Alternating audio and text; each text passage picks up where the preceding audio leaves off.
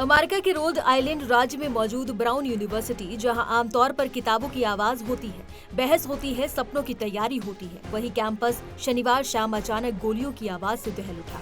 Final exam का दिन था, छात्र अपने पेपर में डूबे हुए थे, भविष्य की प्लानिंग कर रहे थे। किसी को अंदाजा नहीं था कि ये शाम 2 लोगों की जिंदगी छीन लेगी और कई परिवारों को हमेशा के लिए डर के साए में छोड़ देगी। शाम करीब 5:30 बजे इंजीनियरिंग और फिजिक्स डिपार्टमेंट की इमारत के पास अचानक फायरिंग शुरू हो गई। चंद सेकंड में हालात बेकाबू हो गए। लोग समझ भी नहीं पाए कि क्या हो रहा है। गोलियों की आवाज गूंजते ही कैंपस में भगदड़ मच गई।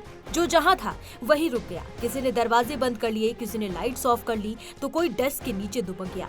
एक छात्र ने बाद में बताया कि अलर्ट मिलने के बाद उसने सांस तक रोक ली थी, क्योंकि जरा सी आहट भी मौत को न्योता दे सकती थी। पुलिस के मुताबिक काले कपड़े में एक पुरुष हमलावर ने अंधाधुंध फायरिंग की। इस हमले में 2 लोगों की मौत मौके पर ही हो गई, जबकि 8 अन्य गंभीर रूप से घायल हुए।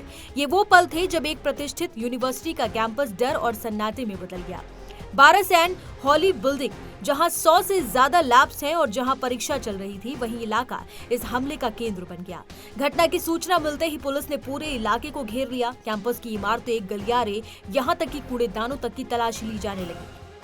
प्रोविडेंस पुलिस के डिप्टी चीफ टिमोथी ओहारा ने बताया कि हमलावर को आखिरी बार बिल्डिंग से बाहर निकलते देखा गया था।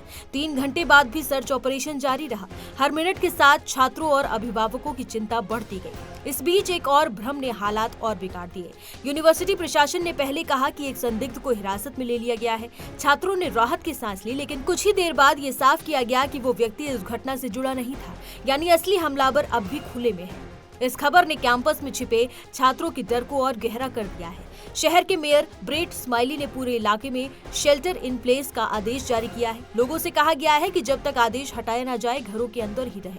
उधर अस्पतालों में घायल 8 लोगों का इलाज चल रहा है। उनकी हालत गंभीर लेकिन स्थिर बताई जा रही है। अभी तक ये भी साफ नहीं हो पाया है कि मृतक और घायल छात्र हैं या स्टाफ, लेकिन दर्द हर किसी के लिए बराबर है। इस घटना की गूंज व्हाइट हाउस तक पहुंची। अमेरिकी राष्ट्रपति डोनाल्ड ट्रंप ने कहा कि उन्हें इस हमले की जानकारी दी गई है और जांच जारी है। उन्होंने पीड़ितों के लिए प्रार्थना करते हुए भी अपनी बात कही कि इस घटना को शर्मनाक बताया। FBI समेत कई एजेंसियां जांच में जुटी हैं, लेकिन बड़ा सवाल अब भी कायम है।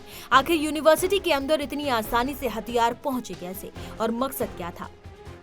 ये पहली बार नहीं है जब अमेरिका में गोलियों की तड़तड़ाहट सुनाई दी है, लेकिन जब शिक्षा के मंदिर, परीक्षा हॉल और लैब्स निशाने पर हो, तो डर और गुस्सा दोनों बढ़ जाते हैं। आज ब्राउन यूनिवर्सिटी का कैंपस एक सुरक्षित शैक्षणिक जगह नहीं, बल्कि एक हाई सिक्योरिटी जोन में तब्दील हो चुका है। हर चेहरा सहमा हुआ है, हर आंख में एक ही सवाल है, अगला नंबर किसका? इस पूरे कहानी का मतलब यही है कि ये घटना सिर्फ 2 मौतों की खबर नहीं है, बल्कि अमेरिका की कैंपस सेफ्टी और गन कंट्रोल सिस्टम पर एक और बड़ा सवाल है। किताबों और सपनों की जगह अगर डर बसने लगे, तो समाज को रुककर सोचना होगा।